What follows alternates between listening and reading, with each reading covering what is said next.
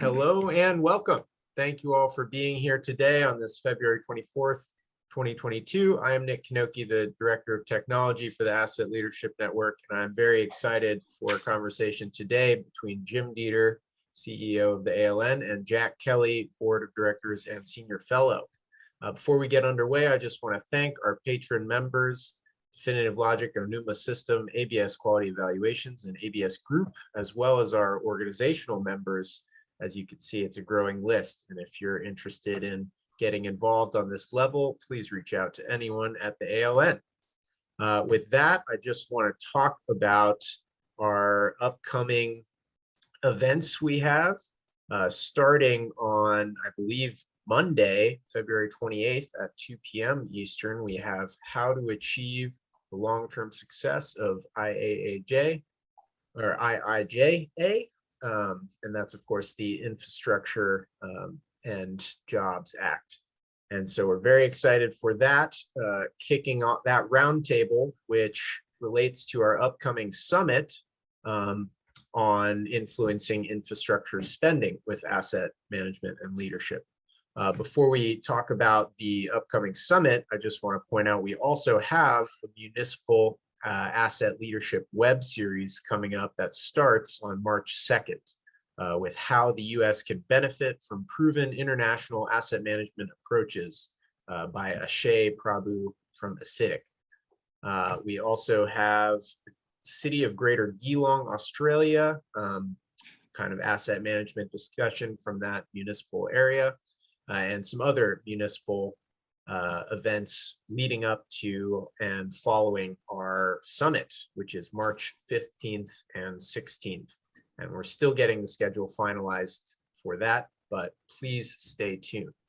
And I'm sure I missed a few things that I should have said. There's a lot of events coming up, and we're really excited about them and hope you are too and can attend what you're able. And of course, the recordings will be made available. And with that, I think we'll just get into the discussion. And on that note, just say that if you're out there watching, we would love to hear from you. So please send any comments, questions, or feedback to the chat or use the Q&A function of this Zoom webinar. And let's start off with Jim Dieter, CEO of the ALN. Here we are. Again, I haven't done one. I feel like I forgot how to do it. I haven't done one of these in a long time. That's good. Yeah. Well, thanks, Nick, and welcome, Jack. How are you today? I'm just fine, thank you. You got a shirt on and the whole thing today. I do. I just don't have any pants on.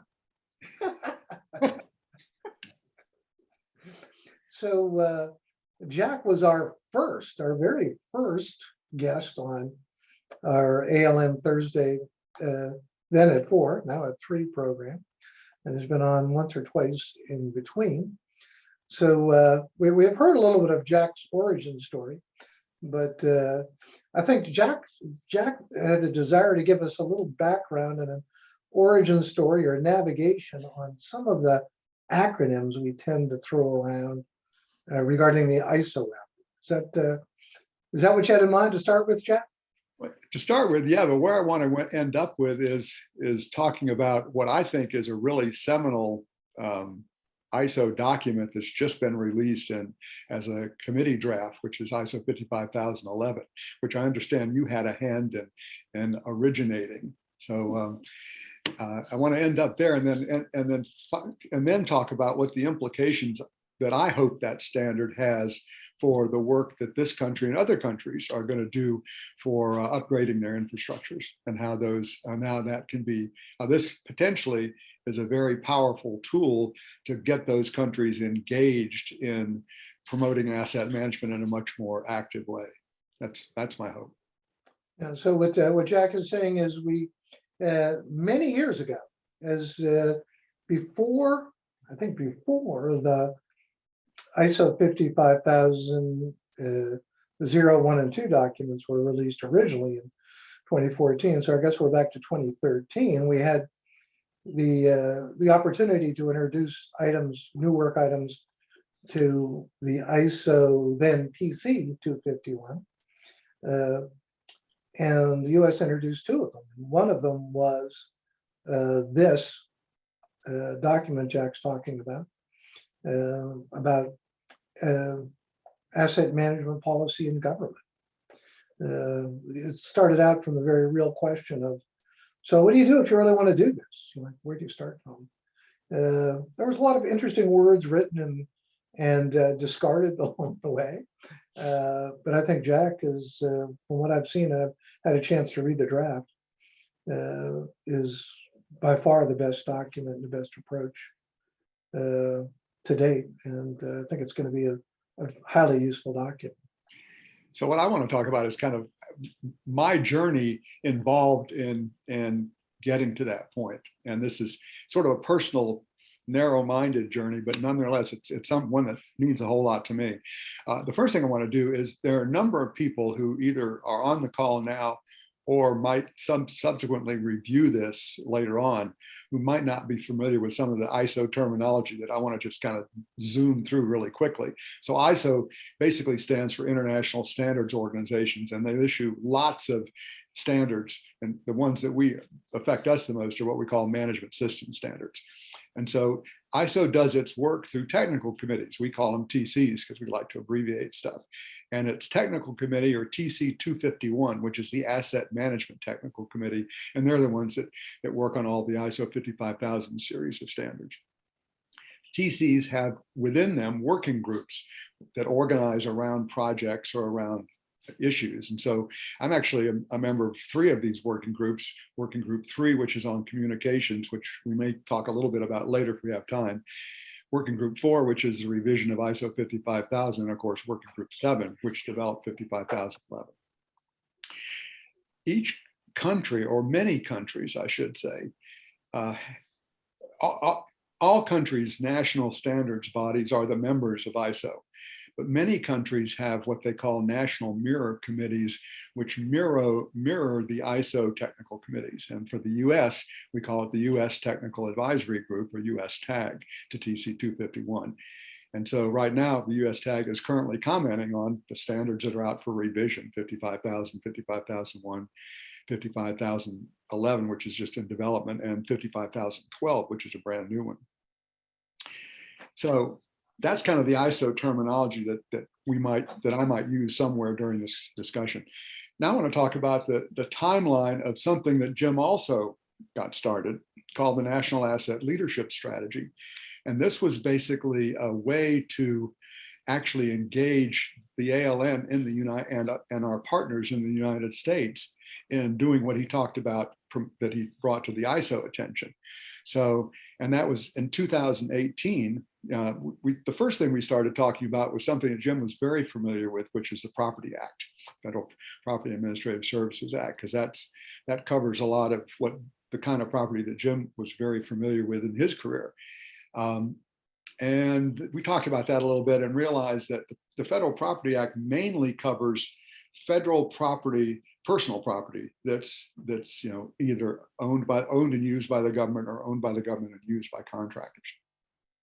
It didn't cover real property, which is there are a myriad of laws, mostly specific to different agencies, that actually govern the way real property, that those agencies can manage the real property. So in August of 2018, Jim and I did a little preliminary paper on this Property Act idea. And then in November of that year, we put together the very first proposal for the National Asset Leadership Strategy, and we presented it to the ALN Fall Conference that year. And we engaged with one of our partners, Grant Thornton, and over the next year, basically fleshed out this idea of a National Asset Leadership Strategy. And what we came up with was a strategy that actually, it built on ISO 55000 principles, and it identified 6 elements that should be part of that strategy. And these will be familiar with anybody familiar with the ISO management system standards. We talked about national objectives. We talked about a taxonomy of national assets. We talked about stakeholders. We talked about the scope of the assets. And we talked about asset management objectives, and we talked about the need to have effective asset management systems. So those are kind of the building blocks of what we came up with. And we presented that at our conference the following year. And then after that conference, we started working on some implementation ideas. And one of those implementation documents that I put together was something I called Appendix A. It was a taxonomy of NAL's stakeholders. And I'm gonna read the grouping of it because this grouping made its way in a slightly different form into 55,011. We had asset owners and operators. We had what we called influencers in the public sector. We had influences in the private sector. So those were the three main groupings. And then we talked in greater detail about who some of the specific stakeholders were. So in November of that year, after we had our conference, a bunch of us met on Capitol Hill and carried copies of this document around to the congressional offices. And then we started beginning work on implementation itself. So by the following year, we had refined our ideas based on how the stakeholders were organized around issues. There wasn't a single belly button that you could touch to say, okay, would your office please pass legislation or do something? So we came up with it. What we realized was essentially the stakeholders kind of fell into categories by sector. So you had people in the transportation sector, you had people in the energy sector, people in the water sector, and so forth. So we put together a sector-based implementation strategy that we then presented at the following year's ALN conference. And then we began work on, we began some technical work to support an implementation effort. And this is about the time that COVID hit. And so since then, we've had reports from one of the teams that's working on a law enforcement sector strategy. We've put together, Mike Bordenara has put together some industry specific boards to oversee activities supporting the promotion of asset management in different sectors. And so that's basically where we are right now in terms of the NALs. In terms of the Working Group 7, I didn't join. What's Working Group 7 now again? So Working Group 7 is the working group of TC 251, which is responsible for developing ISO 55011. And so I joined the US TAG and I'm a late comer to a lot of this. I joined the US TAG in April of 2019, and in December of 2020 is when I joined Working Group 7. And that was about the time that Working Group 7 had released a public policy survey that went out to go out. I see a note from Ian, but I can't read the whole thing. Anyway, we'll get to that. Actually, before I started working on Working Group 7, Jim was talking about the early days of his involvement. And my only awareness of that was that I understand that a lot of drafts were prepared, and one of the things they had, there were a lot of different ideas. The main idea that I think I first encountered, and this is when Jim and I were talking about some of the NALS ideas, because he wanted to know if 55,011 that was in development at that time would help support the NALS, and I didn't feel it would. One of the reasons was that one of the proposals back then was that a government, that the policy, the guidance was being written, or the standard was being written to advise public policy makers in different countries on how they should issue policies that would be supporting of asset management.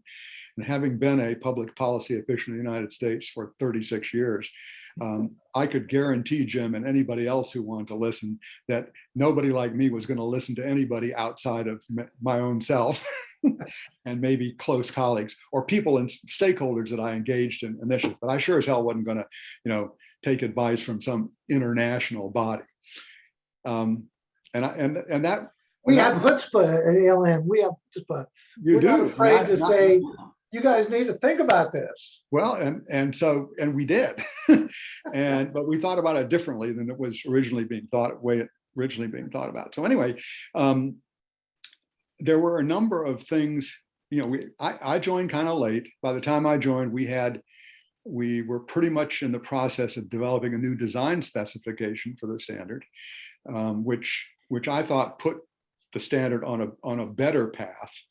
And anyway, and then we put the standard was sent out for comment in this February. I mean, it took us about a year to write the thing according to this new design spec. So I'm going to just run over briefly some of the issues that came up during the development of the standard that I was involved in and learned a lot from. So the first was the purpose. So the initial versions that I saw the purpose of the standard was to establish public policy to advance asset management. And as I just mentioned, I didn't think that was going to fly to the actual public policy developers around the world. So we're getting suggestions from Mike. He wants us to have more of a conversation and me just quit talking. You're on a roll. I'm happy to do that. Just keep Okay. going. So anyway, so when I joined, the purpose in the standard that I saw, first one I saw, said provides guidance for establishing an enabling environment for asset management through public policy. That worked for me because I had this kind of vague idea of what an enabling environment was, but those words didn't trigger any negative responses. So one of the things I thought was interesting one of the standard sections in these standards is the relationship to other standards. And as I thought about that, I realized that, most of the other standards, in fact, all the other standards I know about are focused on organizations and how organizations need to do things to accomplish the results that they intend to accomplish. This standard looked at a higher level. This looked at creating an enabling environment. And I've actually written a potential press release for TC 251 newsletter, the title of which is ISO raises asset management to a higher level. Because it really, what we're talking about now takes it from the organizational level to the national level. I think that is a very big deal. Well, and it's, overall, that's kind of the ALN mission. Right. Is, we're not the maintenance experts or the criticality experts or procurement experts, but it's, how do we get, to the C level with a message that resonates and is going to help organizations realize value from their assets. And this is very much aligned with that. Yep, absolutely.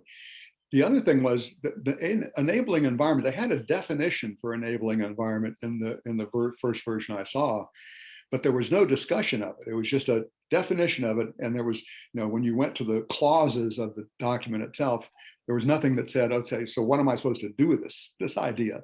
Yeah. So that was one of the areas where I felt that the work that I had done on the NALs, particularly on the stakeholders in the NALs, had really helped me gain a better and really more useful understanding of how to define an enabling environment in a practical way. I mean, some of the early language that was proposed for this, like in the design spec and the updated design spec for this standard, had to do about talking about the conditions that existed within an enabling environment. But the key is, it's not the conditions, it's the participants, because the participants are the ones that create the conditions. And so people. It's all about people and organizations. So that was probably one of the first ideas that I really pushed hard for in the updated standard, because if you understand the participants, so again, what we're trying to do is influence this enabling environment through public policy. Well, who issues public policies? It's government participants in the enabling environment. And so you've got government participants, you've got non-government participants. The non-government participants, like the national merit committees in different countries, the asset management advocacy groups like us in different countries, professional associations that advocate asset management to their members in different countries. All of those are non-government entities, are the real experts in asset management. So the challenge is, how do you involve experts in the policy, in the processes that are used to create these public policy instruments? And that relationship became the basis for the final clause of the standard. And that's really the critical part. So understanding who the players are and how they need to work together to produce the desired result was a big part of what we ended up doing, that I think is what makes it practical. The other piece is public policy instruments themselves. So as somebody who used to create what I would have labeled public policy instruments, like help write laws, write regulations, write executive guidance, I was thinking of public policy instruments at a very granular level. And when the answers to the survey came back, they were things like, institutional framework, governance models, very high level things, which in fact are collections of laws, regulations, guidance, and so forth. And so at first I was troubled by that. I thought, oh my gosh, these guys just don't get it. Well, I don't know how we're going to talk about this, because the processes that you use to create these different things like laws and policy and so forth are different from one another. They're carried out by different players and they work differently. And so that was the granular level at which I was thinking. But then after a while, it finally sunk into my head, which is a kind of a thick head from time to time, that, these people were taking a much higher level and frankly, more sophisticated look at what they call public policy instruments than I had been. They were looking at like the big picture. And it's like, how do these things fit together in a way that support asset management? And then I sort of, realized that I had forgotten some lessons I had learned previously in my career, when in fact, I had to stitch together a whole collection of things like laws and regulations and various kinds of guidance to promote a particular reform that I might be working on. And I just flat forgotten that. So I excused myself to my colleagues and said, I thank you for being patient. I finally got it. And you're right. The other point that they made is you have to coordinate all of those parts of that public policy instrument to make sure that parts work together properly. And that's an aspect of the development process that often falls down. Congress passes a law and walks away. OMB issues a guidance and walks away. And nobody pays attention to making sure that the implementation, other activities to implement, are you actually doing this stuff? Are actually doing it, and that the pieces fit together. So that's so one of the let me jump in with two things. One is, sure. When we say, for governments, we're not just talking about federal governments, we're talking about Absolutely. state government or Yep. municipal government. It's applicable to different levels. And then amazingly, that's hard enough to generalize, but then we're talking about countries all over the world with very different political systems. Yeah, How were you able to get to general statements that were so broadly applicable? Well, that's the challenge. Because, you're right, different countries come from very different places and operate in very different ways. And I also really appreciate the challenge that different languages create, because there's some ideas that don't translate well. For example, I think Annette has pointed out that in German, there is no word for asset management, which is like, really? Or auf Deutsch wirklich? Yeah, it's, but it's, it's hard to believe, but it's true. And so, so anyway, I was glad that I finally ended up at. Now, another piece of it that's these little things, some of these points that I'm making seem and may actually be to other people minuscule, but to me, they're the ones I'm talking about are really important. So one of them is target audience. So who is the document really directed at? Who do you want to pick it up and read it? And if they read it, you want it to be useful to them. So the original target audience was something like people who were advised on public policy. It was very general. And so the first change that we worked on said people that want to improve. I think how to go. It was those individuals that want to advance the adoption of asset management in their respective countries. So you had to be motivated. You had to be somebody who wanted to do something to advance asset management through public policy. And I was pretty happy with that, because that's kind of the way I thought we were approaching the NALs. And then somebody, a person brighter than me, said, no, let's tighten it down a little bit. Let's say that want and are able to advance the asset management. Now you're really focusing on the people who make a difference. These are the people, whether they're in government or out of government, if they believe they have the ability to make a difference, then this is for them. And that's what, and I kept reminding myself and my colleagues in the working group that we have to keep that in mind, because because it's easy to kind of wander off in some direction and you think, well, is anybody going to care about that? Let's go back and let's remind ourselves who's our audience. And so anyway, so that's kind of, those were the main things that were part of my learning experience in forming this thing. And in terms of what I think the timing of this draft, now this is just a committee draft. This is just something that's now out in the public. Well, actually, that's what I don't know, Jim. I don't know how public this is. I mean, I don't know. It's just, the committee draft is just to people that are part of that TC working group. Okay, that's what so the challenge for us is, I guess one challenge is how can we move this along to actually get it out to the world, or is it permissible for us to kind of carry some of these ideas out to the world, even though we don't have an official document yet? Because one of the things I realize, and I think this will resonate with you and other people in the ALN, is that over the years, what we've done, every single year in our conferences is highlight people within the federal government who've been implementing asset management. And what I realized in writing this thing is that these are people, these people are doing it without any kind of mandate from the government. They're doing it because it makes sense. And they all have the ability to write public policies within the authorities that they have, whether it's Bob Leach at the Corps of Engineers, whether it's folks at WAPA, whether it's people in the Air Force, Bureau, all these guys, they have essentially embraced the concepts of asset management that they learned from these non-government participants, whether it's reading the ISO standards, PAS 55, the IIIM, I mean, other documents that have been created that tell a great story about asset management and how to implement it in a practical way. So they've taken that knowledge and applied it within their scopes of influence.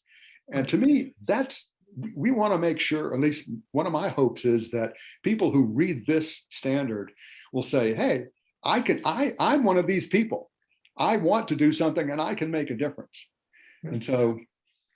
That's awesome. So as we approach the half hour, we'll likely go on a ways here. After our normal half an hour, but as Nick read it in the opening on Monday, we're having one of our monthly ALN roundtables, and the topic is to look at how to make the Infrastructure Investment and Jobs Act actually work over time, and how do we make sure of that? So. Maybe as not to steal everything you would say on Monday, but how do you see the comments you've just made relating to that, how it could be applied to the Infrastructure Investment and Jobs Act? So if one of the things that I've found really interesting if you look within the laws that we have examples of laws, mostly in the transportation area, to a lesser degree within the water sector, that recognize the importance of asset management and apply requirements for asset management on people who want to receive federal grants or loans. And so that shows some vestigial but useful awareness of the value of asset management. So it's not like we don't have something to build on. The challenge is, how do we engage the people who already understand this? And oh, by the way, I don't want to forget GAO has been fantastic. They get it. And the work that they've done has really been promoting asset management within the federal government. And that's hugely important and powerful. So thank you to our colleagues from GAO.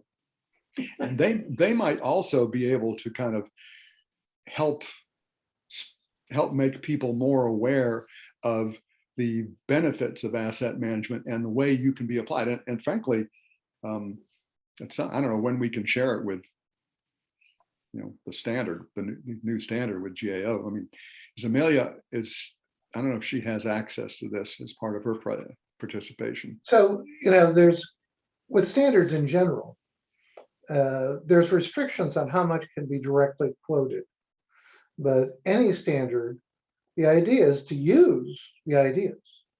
Right. So there is no copyright on ideas. And I'm not a lawyer, this is my understanding.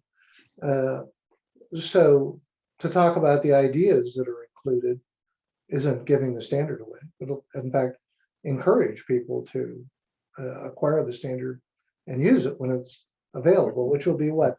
It'll be a year or two before this is released. Is that right, Jack? I have not mastered the process yet. I don't know. I'm still a learner, but it's good. It could be a while. You're right. Yeah. So let me ask you one other question, Jack.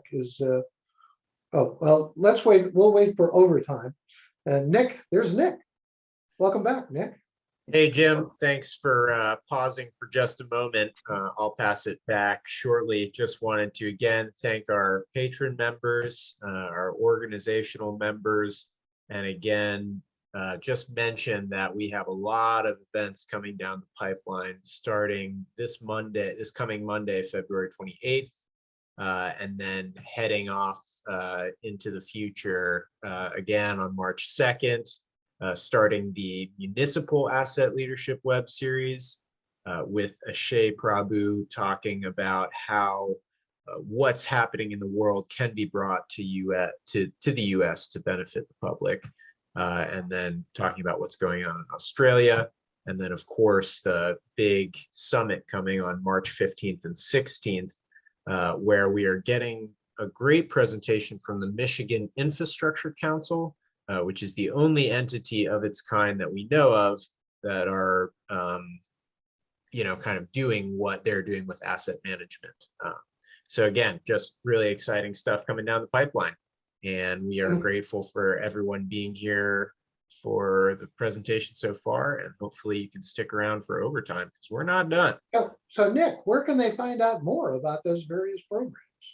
You can find out more on our website. I will post a link or two in the chat here so that people can get straight to the upcoming summit event page and the Municipal Asset Leadership web series as well. Super. Thanks. And well, and if people can stick around, we'll kick this around a little bit more. And, looks like we might get Peter Kohler involved here in a minute. But Jack, let me ask you one more question. There's Peter. Welcome, Peter. How you doing? How is everyone? Good to hear the conversation. Whenever Jack talks, I'd like to listen. Yep. Me too. I did. In fact, let me ask one more question, then we'll open it up a little more. But Jack, you're a very experienced person, obviously, in this policy area, and now you've gotten involved over the last couple of years in this ISO standards effort. What surprised you about the standards effort in general? Or what was surprising? Well, I guess the first thing that was surprising to me, and you've heard me complain about this before, is that when I think about the standards process, there is so much rigor in terms of how you join a standards making body, the processes you use to create standards, how you publicize them, all the decision making process, up until the time the standard is issued. And there are even, after the standard is issued, there are even lots of constraints around who can certify the compliance with the standard, and even standards about accreditation standards for accrediting certification bodies, and then the certification bodies have to meet certain standards themselves. So we're riddled with standards throughout the whole process until you get to the end and you want to make the information about the standards known to the world. And then it's whoever wants. So TC 251 has a list of known certified organizations. Anybody pretty much can get on it. And then there are some issues about, I understand it's a whole other discussion. This is a working group 3 discussion, but there are whole lots of issues about, whether or not people can put their information out publicly. And there's a lack of standards about how information is made available around the world. And I think that was the first thing that really surprised me. It's the Wild West. And everything up is, it's like highly regimented. Then you get to actually making information about it known, and it's the Wild West. So that's the first thing I ran into. But since I've been involved in this working group, it's all new. So I can't. So just the amount of collaboration, we were blessed with, once we got Tiffany as I never was on the committee, on the working group when Mark was the convener, so I have no idea how he operated. But Tiffany's been fantastic because, you know, she doesn't get rattled. She's calm. She makes sure everybody has a chance to say stuff. And, you know, every once in a while, I'm just bouncing up and down trying to get, and she calms me down, you know, and just thank you, Jack, you know, listen to other people, which I really, I have such respect for that.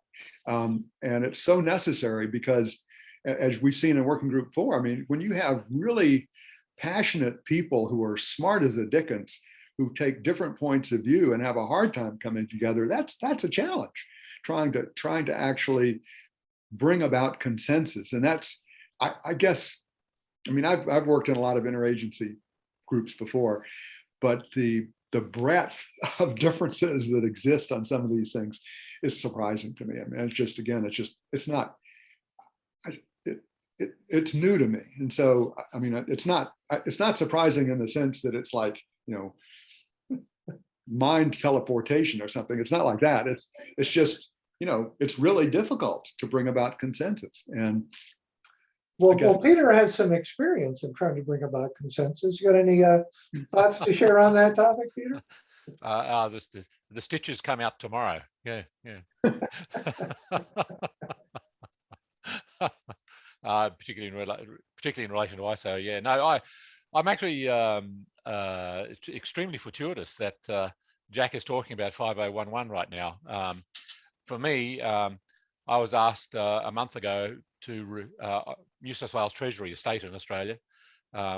It's a standard process now that within state governments, each state does it slightly differently, but certainly within New South Wales, it's a standard process that interesting funding submissions to Treasury are reviewed by independent people, and the validity or otherwise of their claims is checked by independent people. And I'm right in the process now of doing that. Two of us are supposedly expert independent reviewers looking at the strategic asset management plans and the asset management plans of organisations, because they've reached the expenditure review committees of the state. And the expenditure review committees is actually Treasury and politicians, and they've asked for the independent review. Yeah, so so from an asset management point of view, the organisations are reviewed in terms of their maturity, in order to fundamentally to put submissions together, to be honest, and then the validity of not the validity, but their approach is looked at by people like myself as well, and that's a standard part of the process now. And our findings or comments go back to that committee, and whether they heed them or not, that's up to them, but it's an independent review. So part of the things that 5011 is advocating is actually, I would probably argue, that is being implemented right now in various states in Australia. So it's actually, I found it really serendipitous that Jack's talking about 5011 and me personally, there's an activity that supports all that in place. Yeah. And how did that? Could Jack would be more interested in how did that occur? That's exactly right. And I also note the discussions about insurance companies, and I have lots of war stories about insurance companies and asset management, and the influence that AM has on insurance premiums, and being able to talk to actuaries about real stuff rather than going through intermediaries, talking to the actuaries, being able to demonstrate you understand what your risks are and you're managing them appropriately. So there's lots of war stories about insurance in Australia as well, where companies who have not been able to get insurance now can, and companies that have got insurance. One celebrated story, for example, is a utility. I won't say which industry, but the utility that was the asset manager, senior asset manager, traveled the world for 6 weeks a year talking to all the actuaries, would you believe, and brought with him his laptop, and on his laptop he had his whole asset management system, and just displayed it to the actuaries, and was able to get a $7 million reduction in insurance premiums every year, and did that for 10 years. And you can buy an awful lot of asset management system for $70 million. And so that and then I worked with the water utility that they were rejected insurance, and so we put together a plan with their senior asset management person to go and talk to all these actuaries around the world, and she did that and came back with insurance.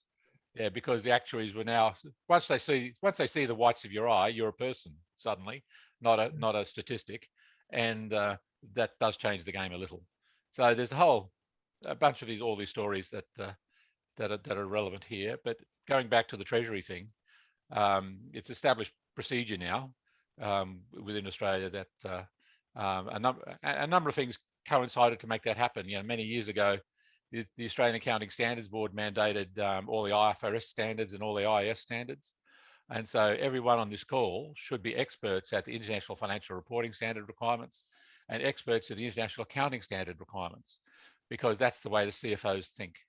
And we advocate, Asset Management Council advocates, I advocate that as technical people, because I'm an engineer by background, I realized around the time I was doing the ISO, Jim, that you and I are doing the ISO, I realized my knowledge of the financial reporting standards, the accounting standards, is very poor.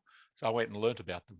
Yeah, because now I don't agree with everything, all their content, because I don't think it's it's logical. That's not the point. That's not the point whether I agree or not. That is the way the world is, and so I have to understand how the world is, and that's because that's the way the CFOs think, and so I have to know how the CFOs think if I'm going to talk to them. But the Australian Accounting Standards Board many years ago put all those things in place, and fundamentally those accounting standards and other things support the notion of accrual accounting, not a cash accounting. So Australia, the last 40 odd years plus, has been all the accountancy, all the financial accounts you read, is the fundamental basis is not cash accounting, because asset management can't flourish in a place where cash accounting is king. It has to be accrual basis for asset management to blossom. So there's a couple of interesting, when you talk about policy instruments, Jack, we're interested in having more conversations about that in due course. But this, just interesting background. Yeah. Peter has heard me say it several times in conversations he and I have had, and with some others, is that I consider Australia the gold standard for asset management in the world, because they are, well, I know it's you'd like it to be better, but in terms of comparing what I know about Australia and what I know about other countries, you guys are really fantastic. I mean, you're the only country I know that has actually a national infrastructure plan, and that, to me, that's like, and state plans that support that. Correct. Yeah. So I mean, so now you're just showing off. That's the key. That's the key. You can have a national plan, but if everyone ignores it, what's the point? Right. No, exactly right. And so, and one of the things that I don't think Rich Culbertson's on this call. He's very plugged into financial accounting in this country. And the challenge in this country is our accounting standards don't follow the international accounting standards. I know. That's why I said it. And the biggest thing, what you and others have said, what's so important is accrual accounting. That's only half of what's important. The other half is fair value for assets. Oh, yeah. Because that's where you see the results of good decisions or bad decisions. It's how the fair value changes. And explain that to us, Jack. Okay, so basically, you've got accrual accounting that says it shows the timing of the results of the money coming in. It's not when the timing of investments, really. What? The timing of investments, and the timing of investments, because you're spending money investing to do things. Right. So, but then the fair value is the best estimate of what you could sell that asset for at the time that valuation is taken.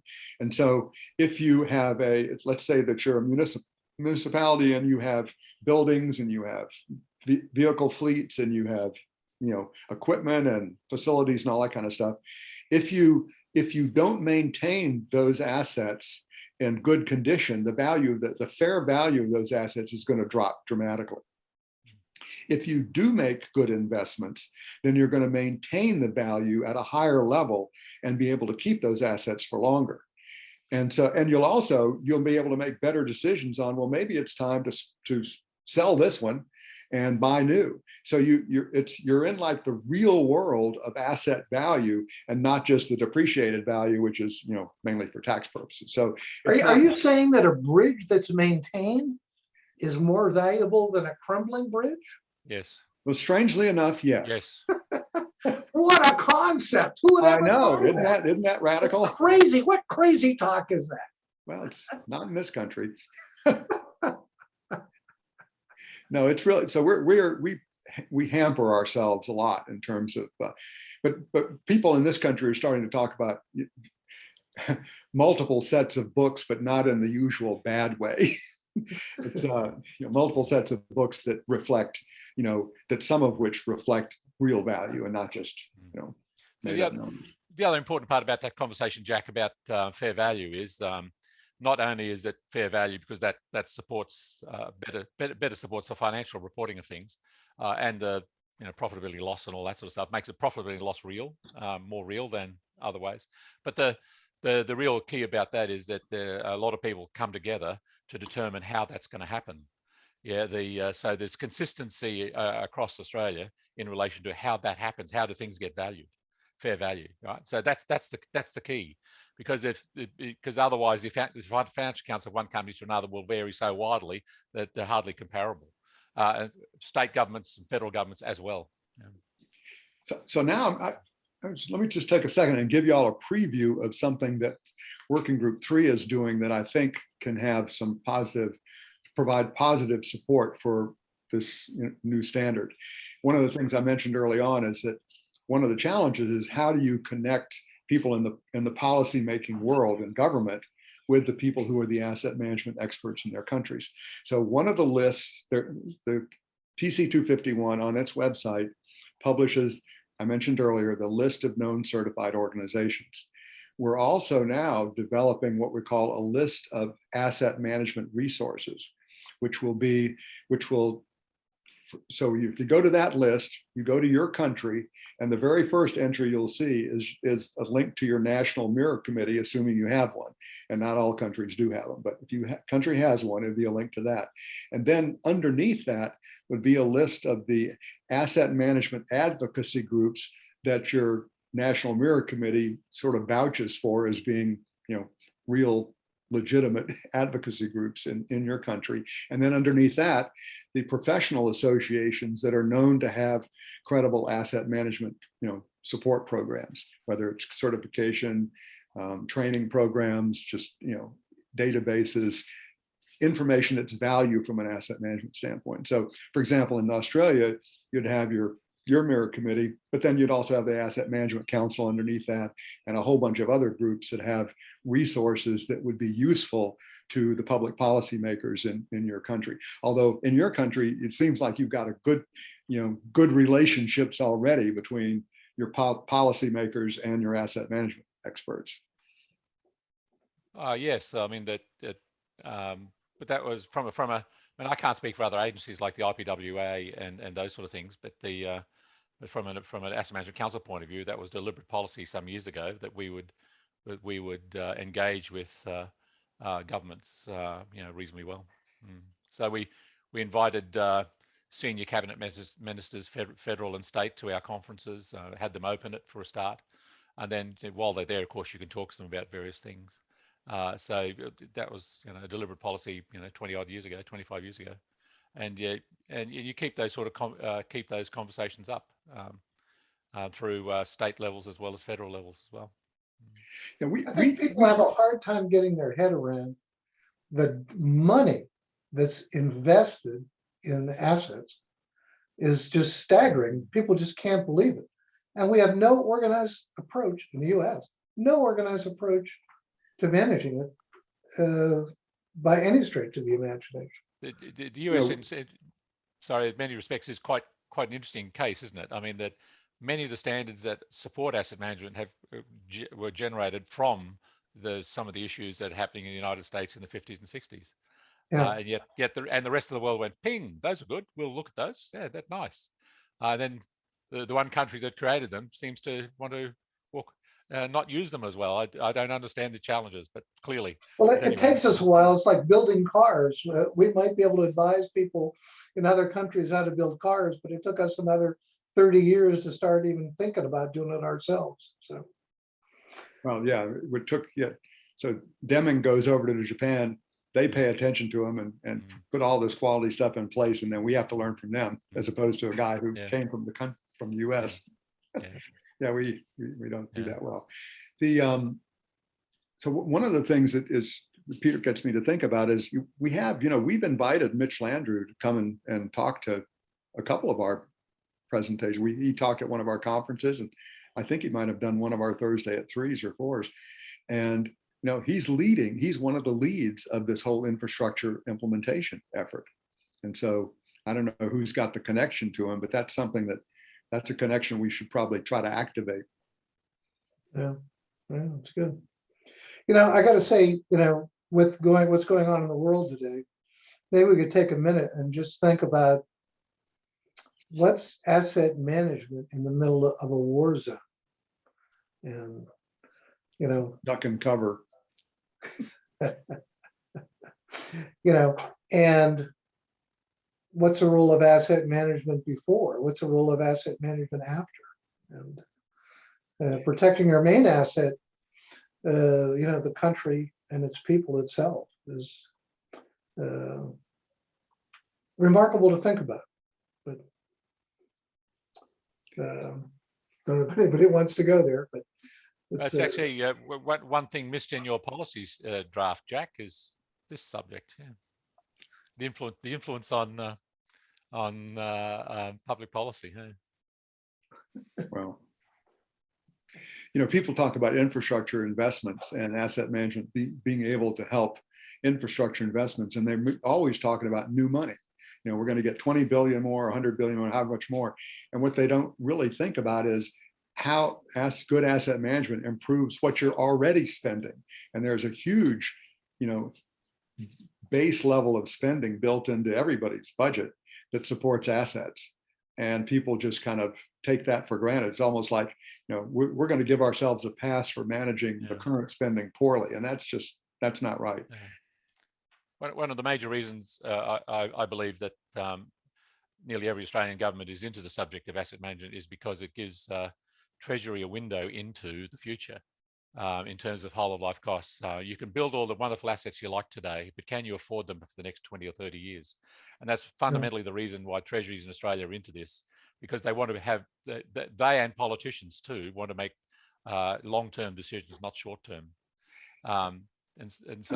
Or at the very least, understand the impact of a short-term decision to build something or other. Yeah, well, that's it. So that's kind of gets into it's adding another dimension to the budget process that you may have in Australia, but we don't have in this country. And that is, the budget right currently focuses on just the annual spending targets. And so you have to have that long-term projection that's associated with that. And it's got to be credible, because people are saying, oh, you're just playing games. You're just saying everything's going to fall apart if you don't give me another $10 billion. And we don't believe you. Yes, with my commercial hat on, I do training courses as well. And one of the things that part of our training courses is to talk about how do you get a handle on whole of life costs. If you're going to own this for 30 years, you're obliged to understand what's going to happen for the next 30 years. If you're a commercial company, it's called revenue minus cost for 30 years. Right. If you don't know how that's going to work, you'll go out of business very quickly. And usually that's what happens. You may be lucky, but a management system is not about luck. It's about a management system delivering what you want. And so it's about a surety, right? Management system is about delivering the requisite surety.